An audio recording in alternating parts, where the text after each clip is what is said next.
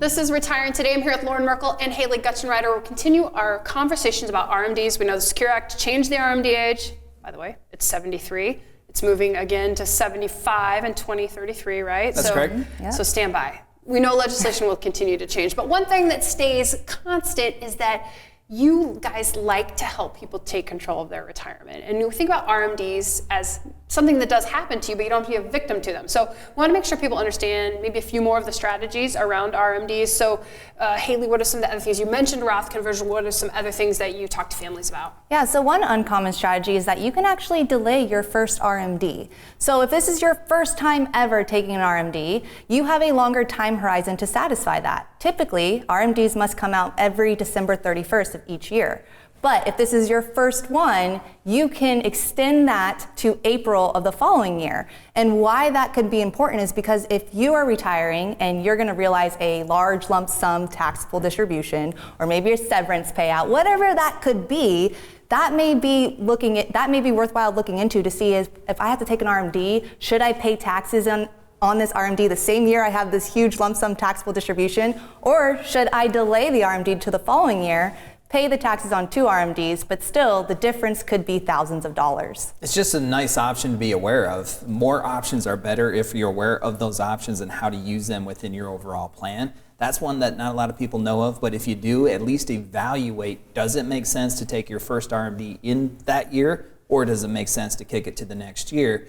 And many people don't kick it to the next year, but it's at least nice to know. Yeah. Let's talk a little about the, logistics of an RMD. So what do you guys see? Mostly taking them from 401ks, mostly from IRAs, most people aware of them, turn them on, do it themselves, the carriers. I mean, how are you thinking about how does this all work when it's time? Ultimately, the responsibility is on you. So you have to take that RMD. If the carrier doesn't notify you or the custodian doesn't notify you, which they should, but sometimes that gets lost in the mail or whatever. Or the letter's wrong, by the way. I just want to point that out. Or the letter's wrong, that does happen. That's tricky. Yeah, but ultimately it's on you. Most people don't leave their 401k plans behind at RMD age, and there's a lot of reasons for that. So most RMDs are going to come from an IRA, but you have to make sure you're taking it out. It's on you. The carriers should send a letter. If you're working with somebody, a planner or an advisor, they should be helping you doing that as well.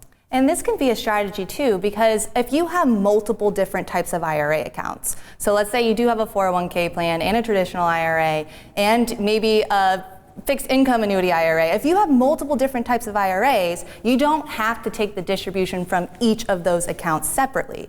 You just have to take the total RMD mandate out from wherever you want, but that can be a strategy because there may be an account balance that hasn't lost so much due to the market, and that could be a better strategy to take it from that account versus taking it from each and every account. Yeah, it reminds me, I met with an individual a few years ago. He was 75 when I first met him, and his RMD age was 70 and a half. He had some old money underneath an old employer plan that he just left behind. Didn't know or forgot he had to take an RMD from it for 5 years, and that's underneath the 50% penalty time frame. That could be a lot. It hurts, and these RMD rules are always changing, and it's confusing, so it's just nice to make sure that those RMDs should be within your overall plan, and it's written down so you know you have to take X amount this year, X amount next year, and then here's the deadline in your plan to do so. And I suppose it's not unheard of for people to forget about a 401k. I mean, if you think about a 40-year career, you left it with an old employer, you might forget to calculate that into what you need to take for an RMD. Yeah, it's definitely not unheard of to forget about maybe leftover accounts because again, this is when you get to retirement, I mean, we are talking 40, 50 plus years of investing. So if there's an IRA out there that you maybe have forgotten about, it's not unheard of. And this is why it's important to kind of clean up that junk drawer of retirement accounts so that everything's in one place. It's much more consolidated and easier to find. Thank you for watching this clip of Retiring Today. And don't forget to subscribe. If you have questions about your retirement plan, take advantage of the complimentary 15-minute retirement checkup phone call.